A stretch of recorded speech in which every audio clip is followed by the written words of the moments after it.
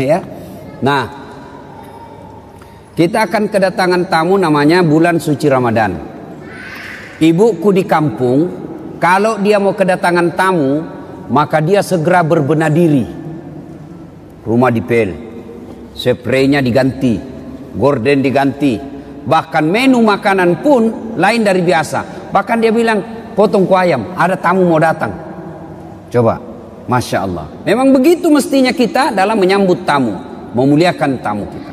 Nah, insya Allah dalam hitungan beberapa hari lagi kita akan kedatangan tamu, yaitu bulan suci Ramadan. Bulan suci Ramadan ini banyak sekali namanya.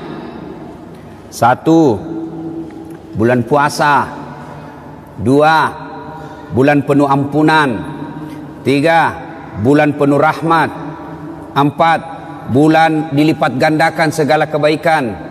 5, bulan ada di dalamnya bulan yang lebih mulia, satu malam lebih mulia daripada 1000 bulan. Banyak macam, subhanallah, banyak sekali nama-nama bulan suci Ramadan ini. Nah, untuk menyambut bulan suci Ramadan ini, apa yang mesti kita lakukan dan apa yang kita lakukan di bulan suci Ramadan? Apa yang perlu kita lakukan, persiapkan? Zaman saya dulu masih sekolah, itu kalau di Makassar kalau mau bulan Ramadan ada yang disebut minggu terakhir. Minggu terakhir itu dia senang-senang. Dia pergi ke pantai, tenggelam, terakhir betul. Ya, ada yang ngambil band, ya, elektron, nyanyi-nyanyi, bakar jagung, macam-macam. Tapi alhamdulillah lambat laun mulai hilang itu. Maka anak-anak milenial sekarang dia gantilah dengan istilah tarhib Ramadan, menyambut bulan suci Ramadan. Cuma saya kalau ceramah ini terganggu konsentrasiku kalau banyak anak-anak lari-lari. Lari-lari sana. Itu bedanya orang Kristen. Itu orang Nasrani kalau dibawa anaknya ke gereja, dikasih duduk itu di sampingnya. Duduk kau nak, dengar itu pastor pendeta ceramah, khotbah. Kalau kita, duduk. Ada bilang mamanya, pi mau main nak. Pergi lah main itu anaknya. Dan begitu ditanya siapa anak itu, tidak ada yang mau ngakui, malu diakui anaknya. Ya, bapak, saudara-saudara sekalian, apa yang perlu kita lakukan menyambut bulan suci Ramadan ini? Yang pertama, kita harus mempersiapkan diri secara fisik. Kenapa? Ramadan itu, puasa fisik. Puasa itu ibadah fisik. Tidak bisa orang puasa kalau sakit. Iya toh? Maka harus persiapkan fisiknya. Latihan dulu. Orang kalau main bola kan latihan dulu, bos. Mau main futsal tidak langsung masuk main bola langsung, tidak. Kenapa? Keram kau punya otot, bisa jadi cedera ototnya. Maka ada pemanasannya dulu. Apa pemanasan sebelum masuk bulan suci Ramadan? Maka dimulai dengan apa? Kita puasa Senin Kamis dulu. Memulai dengan puasa-puasa sunnah. Supaya masuk Ramadan tidak kaget perutnya. Kenapa? Dia sudah terbiasa mulai latihan. Maka persiapkan fisik dulu. Yang berikutnya, selain fisik kita persiapkan apa? Ilmunya. Datang di sini, datang pengajian-pengajian begini. Maka adik-adik sekalian, bacalah ilmu, baca kitab. Supaya apa? Masuk Ramadan kita tidak bingung. Adik-adik remaja, belajar fikih, belajar mana yang memakruhkan puasa, mana sunnah-sunnah yang lebih bagus, mana yang mengurangi pahala, puasanya tetap sah tapi kurang pahalanya. Bagaimana hukumnya mimpi basah ketika siang hari? Ini banyak-banyak saya lihat anak-anak milenial. Anak-anak SMA tuh, Ustaz, bagaimana hukumnya kalau kita lagi puasa siang hari mimpi basah? Ada tuh mimpi basah kalau siang tuh?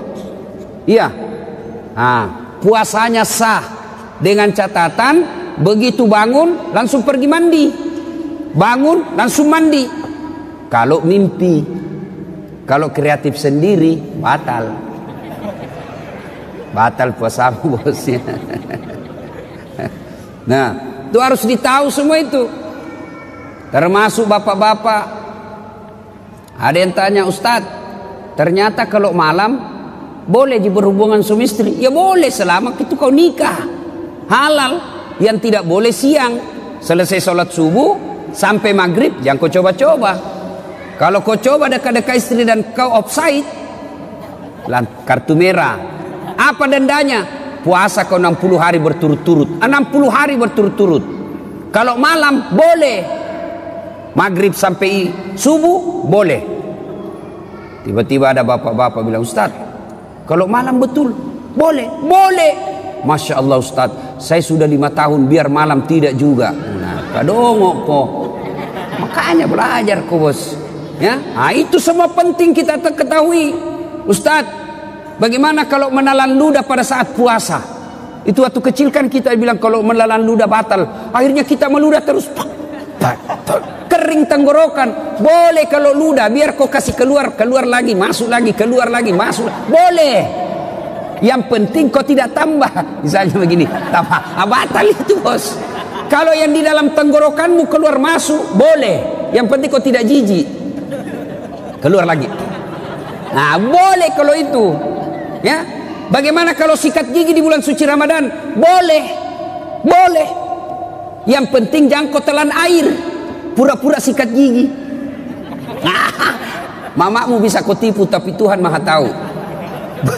Dia kalau Ramadan dia kumur-kumur, 3 kali masuk, 1 yang keluar. Berarti dia korupsi 2 ini. Itu harus tahu ilmunya, semua harus kita tahu. Bapak-bapak, ini ibu-ibu yang pengantin baru, harus tahu ilmunya, mandi junub. Ada yang bilang, Ustaz, katanya kalau Ramadan mandi junub, begitu selesai harus mandi junub. Begitu selesai hubungan suami istri mandi junub. Tidak harus ketika selesai. Nanti mau sholat subuh baru mandi junub. Bukan puasa yang mewajibkan kita mandi junub, tapi sholat subuh yang mewajibkan bapak mandi junub. Ada orang dia bilang begitu selesai mandi, sebelah capek kok itu bos.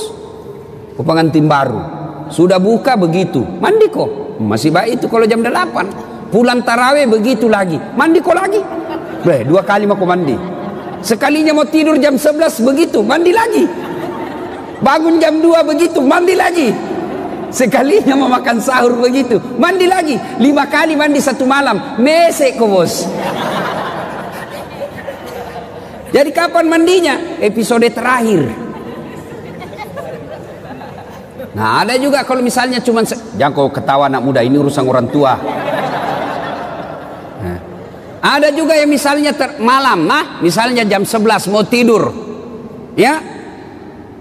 Kapan mandinya? Apakah sebelum makan sahur? Jadi kalau bapak makan sahurnya jam 2, apakah mandinya sebelum jam 2? Tidak.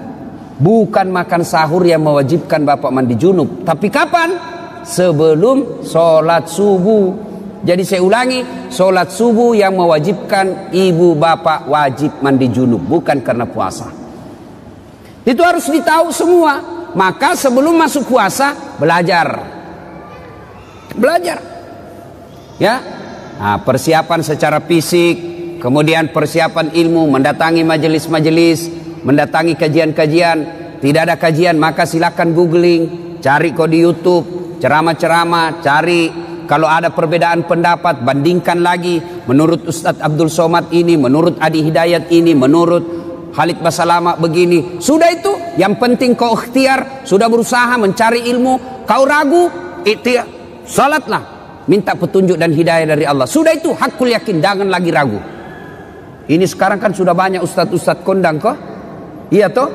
Nah, cuma jamaah sekarang bukannya mengamalkan ceramahnya Pak Ustadz, dia jadi yuri. Dia menjadi tim penilai. Wah, kalau ini ceramah bagus, kalau ini bikin ngantuk, kalau ini jelek, kalau ini.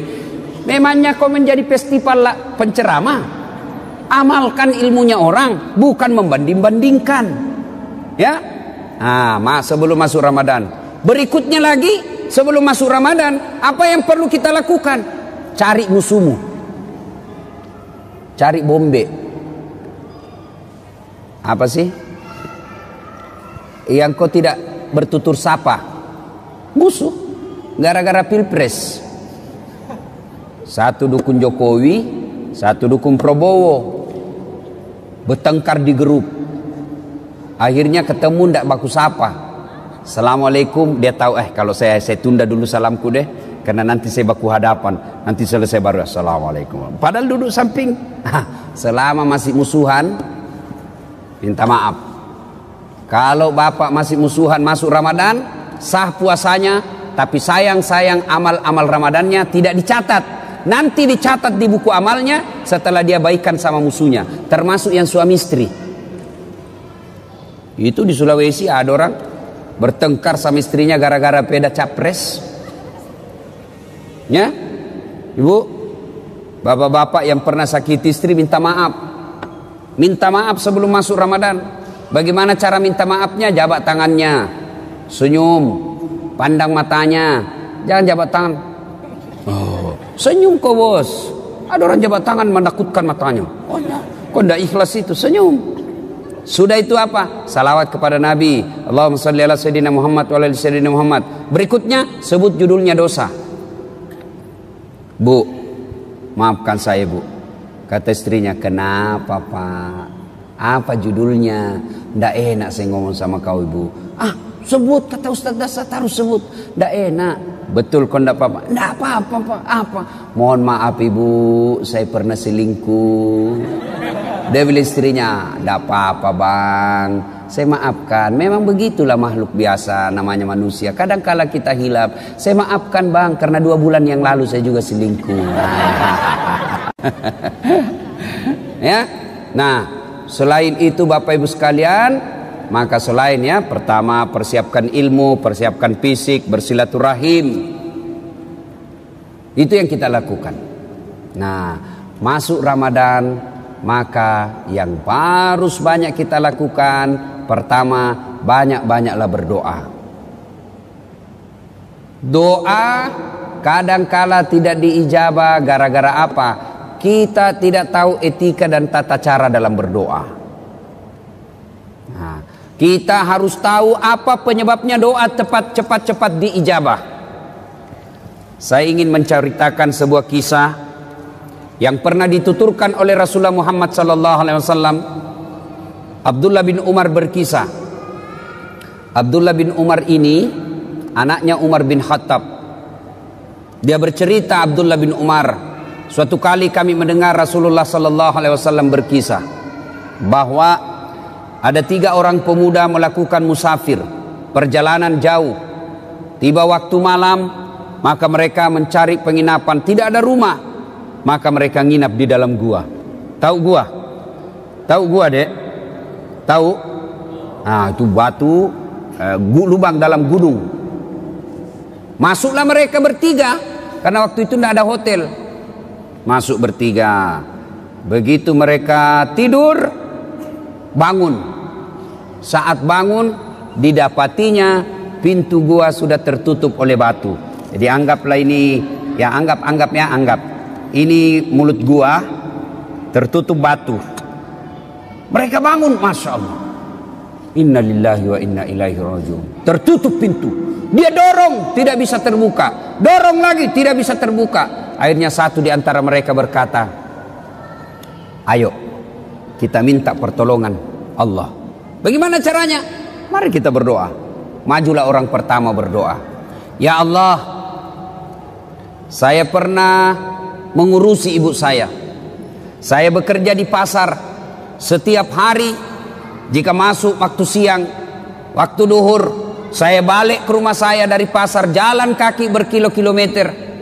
Saya suapi ibu saya makan, saya tuntun ibu saya makan. Selesai saya beri makan, saya kasih pakaian yang rapi, lalu saya tuntun sholat duhur. Selesai semuanya, selesai makan, selesai sholat duhur, saya balik lagi ke pasar mengurus dagangan saya. Tiap hari aku lakukan itu, ya Allah.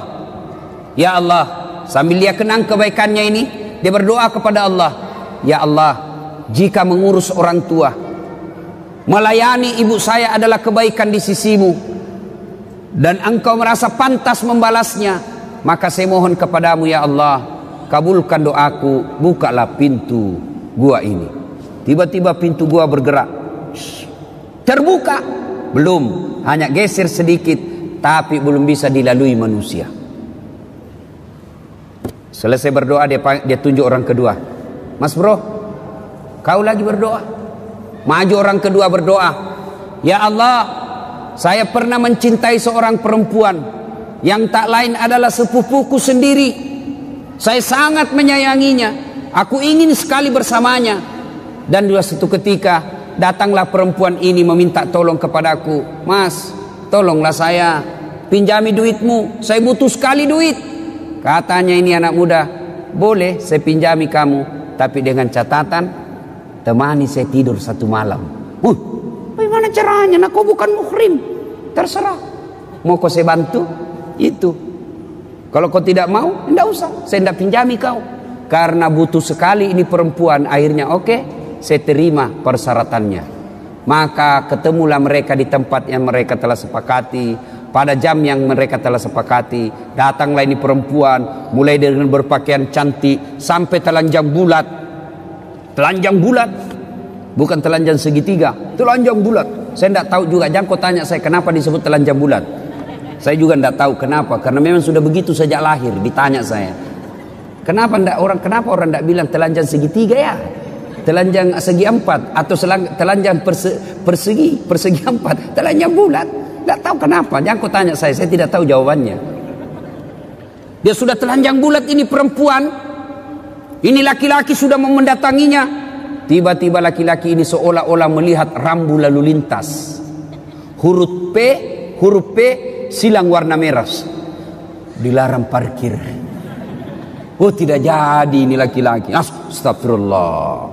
Dia palingkan pandangan. Dia bilang, ini duit. Ambil ini duit. Bagaimana? Tidak jadi. Terlanjur nih. Tidak jadi. Jadi, kau tidak usah utang, ambil saja ini duit, saya bantu kau lillahi ta'ala. Kira-kira kalau kau bos, tak kalah deh. Masya Allah. Dia tinggalkan sambil mengenang kebaikannya itu. Lalu dia berdoa kepada Allah, ya Allah, jika pada saat itu saya mampu mengendalikan diri, saya tidak berzina padahal dia sudah di depan mata saya tidak berzina karena saya takut kepadamu ya Allah. Jika itu adalah kebaikan di sisimu, saya mohon kepadamu ya Allah, kabulkan doaku, bukalah pintu ini.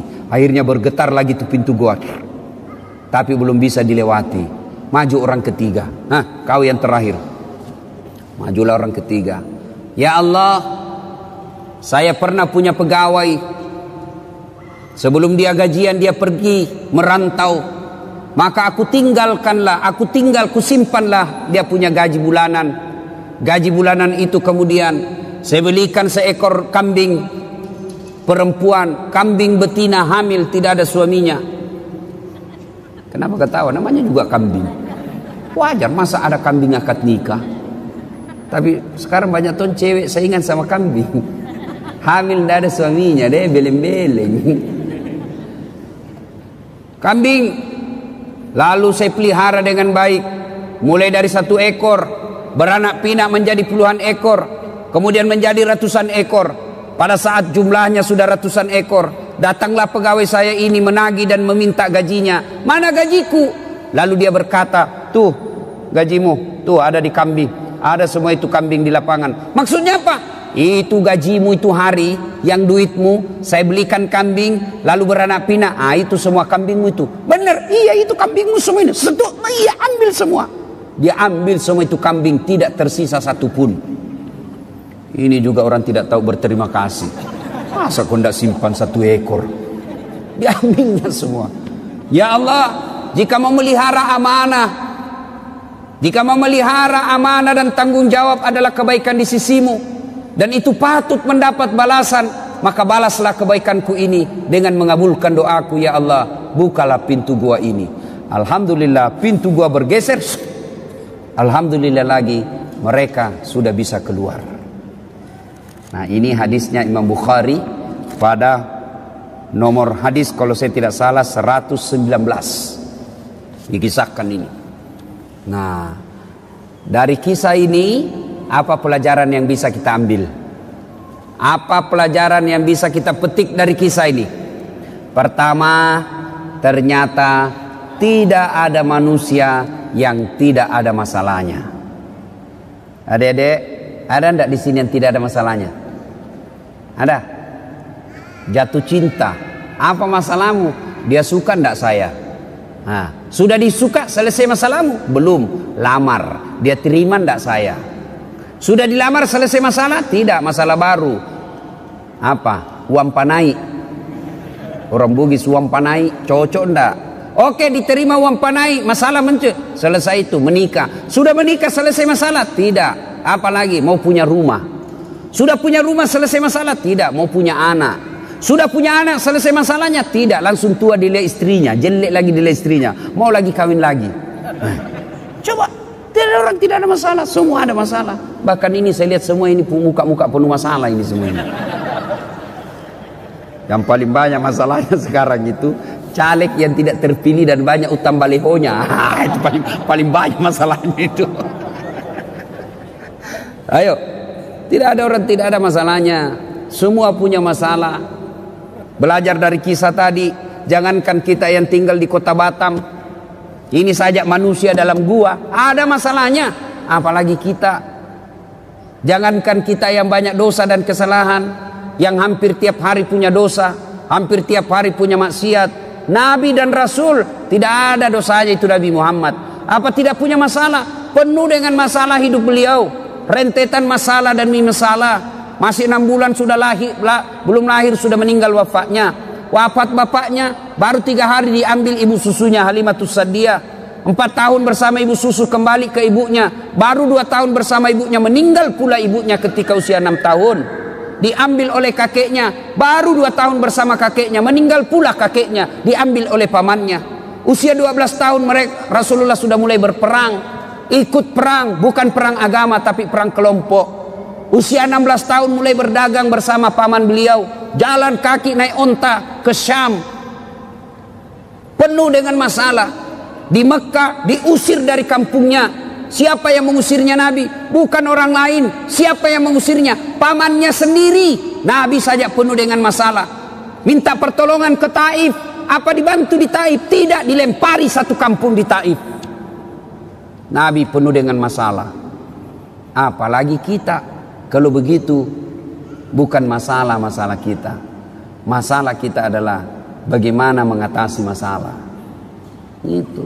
Kalau Nabi ada masalahnya, beliau ambil wudu, sholat, hajat, minta pertolongan kepada Allah. Kita ada masalah, ambil HP, update status, berdoa di Twitter, berdoa di Facebook. Sedikit-sedikit, ya Allah lindungilah suamiku, ya Allah murahkan rezekiku. Update status lagi, ya Allah halalkan segala usahaku. Sibuknya itu Tuhan mau baca statusmu. Berdoa di status bos, berdoa di atas sajadah selesai sholat. Maka adik-adik ketika ada masalah, diajarkan Ali dari kisah ini, semua ada masalah. Tidak ada manusia yang tidak ada masalahnya. Kamu pikir ustadz tidak ada masalahnya? Wow, ustadz juga banyak masalahnya. Satu hari dikasih 5 ceramah, masalah itu juga itu. Capek orang bos. Coba, kadangkala datang capek kita, selesai ceramah disuruh lagi selfie. Selfie ustaz, selfie lagi selfie. Orang sudah keringatan, capek, selfie. Disuruh senyum, orang capek ini. Coba. Semua orang punya masalah. Tidak ada orang tidak punya masalah. Semua orang punya masalah. Alhamdulillah, Allah cuma minta sabar, sempurnakan sholat. Ya, ada masalah, ngadulah kepada Allah, berdoalah kepada Allah. Ya. Belajar lagi dari kisah ini. Ternyata dalam berdoa boleh menyebut kebaikan. Dalam berdoa ibu boleh menyebut kebaikan, tapi bukan menyebut kebaikan kepada manusia, tapi menyebut kebaikan kepada Allah. Yang berdosa yang tidak boleh, bapak cerita ke tetangga, kau tahu Dasat Latif itu dari Makassar, itu jadi ustadz saya kasih sekolah itu dari SD sampai SMP. Saya lihat itu dia tidak ada apa-apanya. Saya yang kasih sekolah, tidak jadi manusia itu kalau bukan saya. Tidak boleh begitu, tidak boleh. Tapi menyebut kebaikan kepada Allah ketika berdoa boleh. Ya Allah, Saya pernah ngurus anak yatim piatu. Sepupu saya sekolahkan, mulai dari SD, SMP, SMA, kuliah. Lalu aku nikahkan dengan wanita baik-baik. Lalu dia sekarang sudah menjadi orang yang berhasil. Jika itu adalah kebaikan di sisimu ya Allah, kabulkan doaku ya Allah, murahkan rezekiku ya Allah. Boleh. Ya Allah, saya pernah mencintai seorang wanita ya Allah. Aku sangat mencintainya. Aku sangat menyukainya. Dia pun mau sama saya, tapi mau muntah lihat saya ya. Nah, boleh menyebut kebaikan-kebaikan, boleh. Ya. Yang ketiga, hikmah dari kisah ini. Ternyata yang bisa menyebabkan doa cepat diijabah Allah, cepat dikabulkan Allah, satu, birrul walidain. Berbuat baiklah kepada kedua orang tua. Ini adik-adiknya kan banyak semua ini ya. Siapa yang masih hidup orang tuanya? Angkat tangan. Yo. Yang sudah tidak ada satu? Yang tidak ada dua-duanya? Coba. Bapak yang masih ada orang tuanya, mau cepat dikabulkan doa, urus orang tua dengan baik. Adik-adik mau cepat kerja yang baik, tidak usah kau cari muka sama pejabat. Kau sudah punya muka itu. Ada kan orang suka sekali cari muka. Siap Pak, siap. Apa siap? Lebih kau cari muka sama orang tua Allah. Dengan cara apa? Cari muka pada Allah. Dengan cara apa? Muliakan orang tuamu. Muliakan orang tua. Itulah sumber berkah. Banyak diantara kita cari berkah ke guru, cium tangan ulama, datang ke makam ini, siarah ke makam ini. Lalu ibumu di rumah kau tidak urus, gimana mau baik hidupmu? Ada ndak orang yang mencintai kita seperti cintanya orang tua? Ada ndak orang yang sayang kepada kita melebihi cintanya orang tua? Tidak ada. Inilah orang tua yang sangat mencintai kita. Adik-adik, saya tanya ibu, Bu, ada ndak orang mau kerja 24 jam tidak digaji? Ada? Ada. Siapa? Ibumu. Itulah orang tua. Kerja 24 jam ngurus kita, tidak pernah minta digaji. Malah dia yang kasih kita duit. Itulah orang tua. Kalau ada anak-anak kurang ajar, sekali-kali kau lihat itu ibu hamil. Lihat itu ibu hamil. Menderita itu ibu hamil, kasihan. Jalannya aja itu.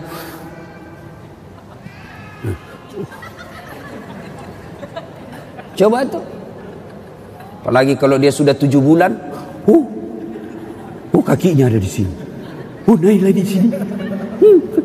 Mesut. Coba tuh. Kesiannya itu ibu hamil. Tuh.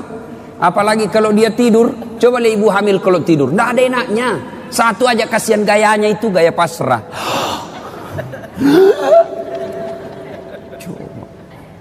Ya Bu ya. Apalagi kalau melahirkan. Ibu pernah bayangkan, masih ingat waktu melahirkan Bu? Masih? Ada ibu-ibu melahirkan senyum. Mentang-mentang dia artis, keluar kok nak? Wah, tidak.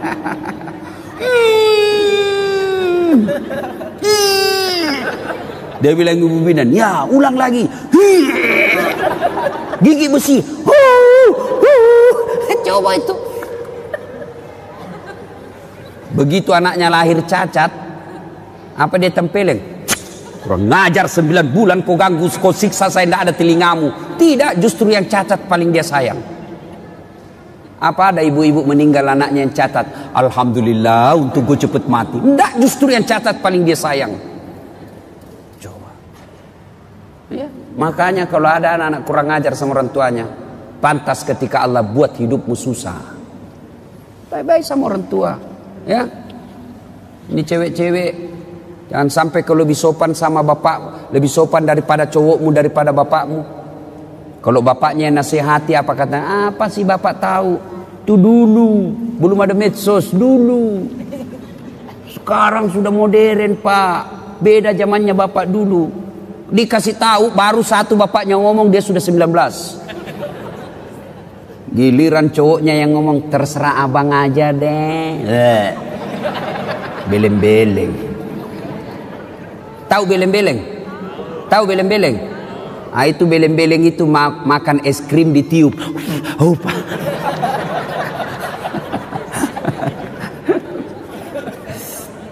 Iya. Berbuat baiklah sama orang tua. Adik-adik, bagaimana cara berbuat baik sama orang tua? Satu, suara tidak boleh lebih keras dari ibu. Itu jelas, itu protapnya. Dalam Quran sudah jelas sekali protapnya. Imma yablughanna indakal kibra ahaduhuma au kilahuma fala takul lahuma uf wala tanharhuma wa kullahuma qaulan karima. Itu sudah ada dalam Quran itu. Jangan kau berkata, ah, sakit hatiku Ustaz. Berapa sakit hatimu dibanding sakitnya melahirkan? Ada kan anak-anak kasihan itu, siapa yang besarkan? Neneknya. Sejak lahir ditinggal sama ibunya. Ibunya pergi menikah lagi, bapaknya menikah lagi. Akhirnya ini anak dibesarkan oleh neneknya, disekolahkan dengan baik, dapat kerja yang baik, ternyata baru pulang ibunya. Ibunya gagal pernikahan keduanya, bapaknya pun demikian. Lalu datanglah ini orang tua ke anaknya yang tidak pernah diurusnya. Ini anaknya marah. Apa bapak saya, dia terima beres, ibu saya tidak pernah diurus. Biar kau kasih haji ibumu 2 kali. Kau belikan ibumu 1 kilo emas. Kau bikinkan istana, belum seimbang dengan darah yang ada menetes dalam dirimu. Itu dari orang tua. Ya, jadi tidak ada jalan itu mau melawan orang tua. Belajar dari kisahnya Ibrahim alaihissalam. Ibrahim alaihissalam dapat, siapa namanya bapaknya Ibrahim? Siapa? Azor. Dia nyembah berhala. Ibrahim mau ribut sama bapaknya, mau lawan bapaknya. Apa kata Ibrahim? Kata Allah, sadar kau Ibrahim, bapakmu itu, tapi dia nyembah berhala ya Allah. Allah berfirman, bagaimanapun dia bapakmu, jangan kau lawan bapakmu. Ya? Jadi agar doa cepat diijabah Allah, birrul walidain, berbuat baiklah kepada kedua orang tua. Adik-adik, saya menganjurkan pulang ini cium tangan orang tua. Kalau saya bukan cuma tangan, kakinya ibu saya cium. Ya, kalau mau berkah hidup bos, sudah muliakan orang tuamu. Allah yang ngurus kamu, bisa beli mobil, bisa punya rumah, mendapat istri yang baik. Caranya apa? Birrul walidain, berbuat baiklah kepada kedua orang tua. Yang kedua, yang menyebab doa cepat diijabah Allah adalah menghindari dosa dan maksiat. Bagi kita laki-laki, dosa yang paling besar itu apa? Dosa perempuan. Tapi ini perempuan, tolong kami kerjasama.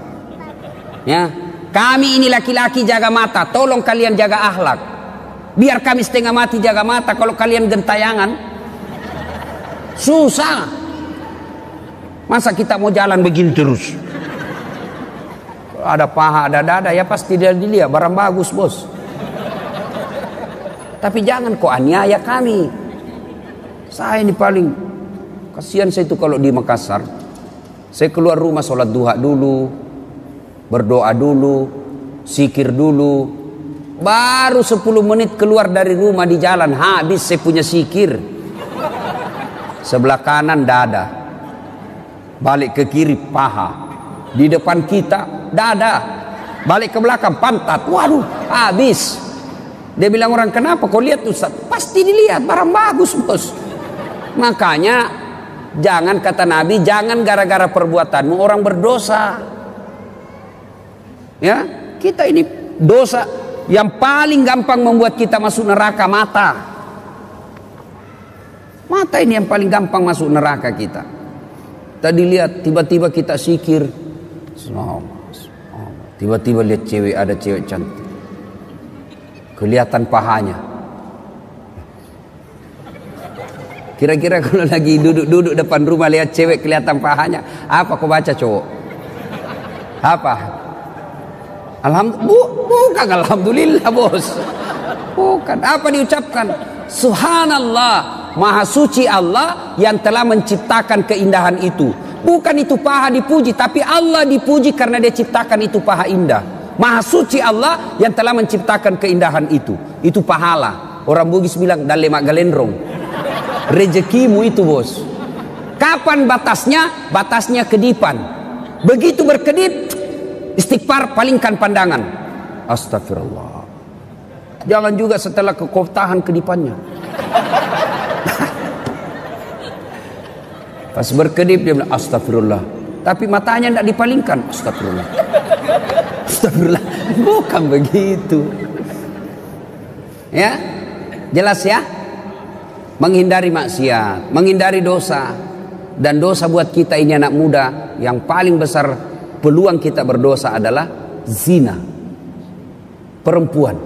Makanya adik-adik sekalian yang sudah sarjana atau sudah tidak punya cita-cita untuk kuliah, tamat SMA, dan kau sudah mulai pintar berdewasa mencari-cari nafkah, segeralah menikah. Tidak usah khawatir, rezeki Allah yang ngatur.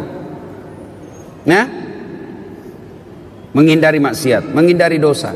Dan yang ketiga yang membuat doa kita cepat diijabah Allah adalah memelihara amanah. Amanah tidak mesti jabatan. Ini kita semua ada amanah kita. Tanggung jawab kita ada. Ibu bapak orang tua tanggung jawabnya apa? Ngurus anak. Ketua RT amanahnya apa? Ngurus rukun tetangga. Caleg amanahnya apa? Suara rakyat.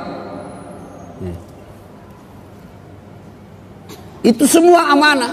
Orang yang memelihara amanah maka akan mengabulkan, akan menyebabkan cepat doanya dikabulkan Allah. Saya bukan caleg Ustadz, anggota DPR bukan, ketua RT bukan, ketua organisasi bukan. Apa amanah yang Allah berikan kepada kita? Amanah yang Allah berikan kepada kita adalah anggota tubuh. Ini semua nanti akan ditanya. Mata kita akan ditanya, tangan kita akan ditanya, kaki kita akan ditanya.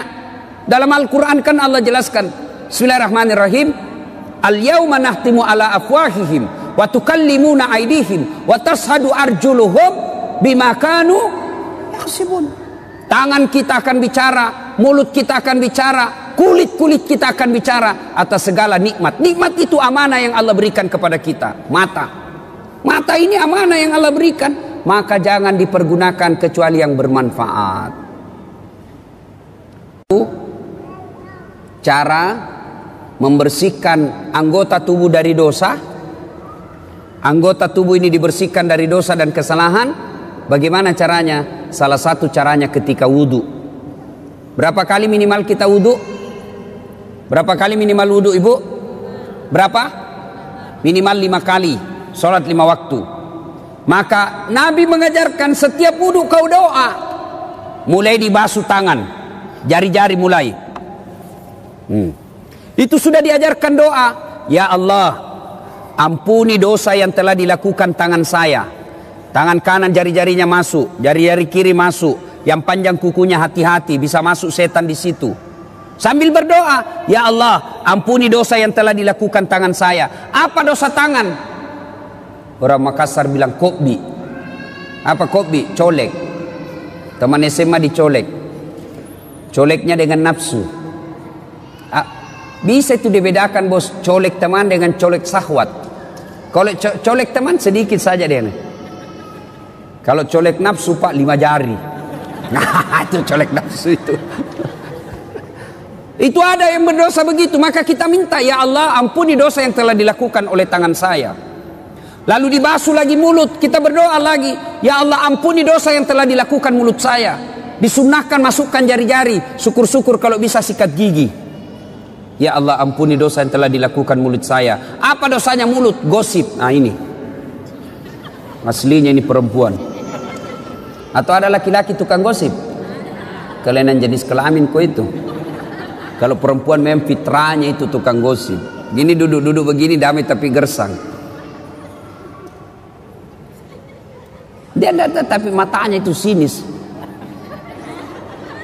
Nah itu tuh. Ya, nah dibasuh lagi hidung, basuh hidung dimasukin sunnah itu, masukin air sedikit, baru keluarin. Nah, baca ya Allah, ampuni dosa yang telah dilakukan hidung saya. Apa dosanya hidung? Kau lebih tahu lah. Mencium yang bukan landasannya. Sudah itu membasuh wajah. Nah, ini yang paling banyak. Ya Allah, ampuni dosa yang telah dilakukan oleh mata saya. Dan putihkanlah wajah saya di padang mahsyar kelak. Nah, apa dosa mata? Ngintip. Nah, itu dosa. Maka kita minta ampuni dosa yang telah dilakukan mata saya, dan putihkanlah wajah saya di padang mahsyar kelak. Salah satu tanda umatnya Rasulullah nanti di akhirat, wajahnya bercahaya ibarat bulan. Nah, sudah itu dibasuh lengan. Ini yang paling banyak kita salah. Basuh lengan sunnahnya dari jari ke siku. Iya toh, berarti prakteknya begini kan? Tapi yang kita praktek apa? Siku ke jari, buka keran.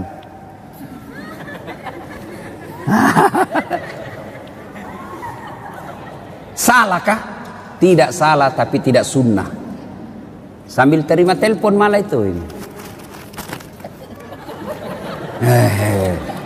Beleng-beleng. Ya. Nah, pada saat itu kita berdoa lagi, ya Allah, ampunilah dosa yang telah dilakukan oleh tangan saya, dan berikanlah kitab kebaikan saya nanti di akhirat menerima tangan kanan. Itu kata Nabi, siapa orang yang diberikan kitab kebaikannya, ijazahnya, raporannya dengan tangan kanan atau dari depan, maka dia masuk surga. Sebaliknya, apabila diberikan kitabnya dari tangan kiri atau dari belakang, maka dia masuk neraka. Maka kita berdoa, ya Allah, berikan catatan kebaikanku nanti di akhirat menerima tangan kanan. Ya, sudah basuh itu. Berikutnya, membasuh rambut. Ketika dibasuh rambut, disunnahkan lagi berdoa, ya Allah, ampunilah, ya Allah, haramkanlah diri saya disentuh api neraka. Dibasuh. Cuma biasa anak muda ini yang sisirnya sudah dikasih pamode apa? Hah? Pamode apa? Pomade. Nah, itulah. Kita dulu waktu kecil, Pak, tidak banyak jenisnya merek rambut. Anu ji, tanco. Kalau ngambilnya tidak cukup 1 jari, 2 jari ngambilnya. Baru itu. Pas kena matahari keluar semua keringat di sini. Tanco. Sudah tanco modern sedikit apa? Minyak kemiri. Sekarang sudah baca cukurnya saja anak-anak sekarang model macam-macam. Ada sungainya. Ada kayak got di sini. Diganti gotnya di sini, ada juga di sini. Masya Allah. Sudah dikasih lah itu pamod. Oh, rambutnya tidak mau goyang. Akhirnya wuduknya dia begini saja. Beleng-beleng. Ya, tidak sah itu wudukmu, pasti. Karena dalam Quran membasuh sebagian rambut. Jadi kalau kau tidak basuh rambutmu tidak sah. Ya Allah, haramkanlah diri saya disentuh api neraka. Sudah itu, basuh telinga, ampunilah dosa yang telah dilakukan telinga saya. Dan basuh kaki, ya Allah, ampuni dosa yang telah dilakukan kaki saya, dan lekatkanlah kaki saya di jembatan Siratal Mustaqim nanti. 5 kali bos kita berdoa sehari semalam. 5 kali. Masa Allah tidak ampuni dosa? Cuma yang jadi masalah, kadangkala kita wudu buru-buru, selesai, bahkan sambil menyanyi. Yo ayo, yo ayo, yo ayo, ay. Ya? Nah, saudara-saudara sekalian, inilah 3 yang membuat doa kita cepat diijabah Allah. 1, birrul walidain. 2, hindari maksiat. 3, memelihara amanah. Kalau 3 hal ini dilakukan pada saat bulan suci Ramadan, maka banyak-banyaklah meminta kepada Allah. Dalam bulan suci Ramadan, Allah malu tidak mengabulkan doanya orang-orang yang berdoa. Maka manfaatkanlah bulan suci Ramadan, banyak-banyak berdoa. Saya sudah berdoa Ustaz, sudah saya lakukan itu yang 3 sunnah tadi ini. Kenapa doaku tidak dikabulkan Allah? Berarti apa yang kalian minta tidak baik buat kalian. Ya Allah, mudah-mudahan suamiku bisa beli mobil, malah mobil terjual. Allah tahu ibu, kalau ada mobilnya suami dipakai selingkuh. Allah tahu. Ya Allah, mudah-mudahan saya bisa lulus universitas terkemuka sesuai cita-cita dan impianku. Tidak lulus, jangan sangka buruk, sangka baiklah. Berarti apa yang kalian itu minta tidak baik buat. Ya Allah, mudah-mudahan bapakku tulus nyalek, kok tidak lulus, tidak lolos, berarti bukan itu yang terbaik. Dan Rasulullah Sallallahu Alaihi Wasallam pernah mengisahkan di surga kelak ada orang masuk surga lalu diberi hadiah oleh Allah. Nih hadiahmu, ini banyak sekali hadiah. Lalu orang ini berkata, ya Allah, banyak begitu kau kasih saya, rasanya amal yang saya lakukan di dunia tidak sebanyak ini. Kenapa banyak begini? Ibaratnya amalnya cuma 5, Allah kasih 5.000. Lalu Allah menjawab, ketahuilah itulah doa-doamu yang tidak aku kabulkan ketika kau hidup di dunia, karena saya tahu kau tidak mampu memikul apa yang kau minta itu. Berarti tidak ada doa yang tidak diijabah. Yang ada adalah Allah menunda doanya selama doa itu kita lakukan dengan sebaik-baik. Ibu bapak saudara-saudara sekalian, inilah tausiah kita pada hari ini. Mudah-mudahan ada manfaat dan kebaikan di dalamnya. Selamat memasuki bulan suci Ramadan. Kita berdoa, lagi berapa hari? Kurang lebih 8 hari lagi. 8 hari belum tentu masih hidup bos, 8 hari. 8 hari itu masih bisa kita meninggal 3 kali. Maka salah satu doa yang diajarkan menjelang Ramadan, ya Allah, pertemukan aku bulan suci Ramadan, panjangkan umurku supaya saya bisa menikmati bulan suci Ramadan. Ibu bapak saudara-saudara sekalian, inilah tausiah kita, mudah-mudahan ada manfaat.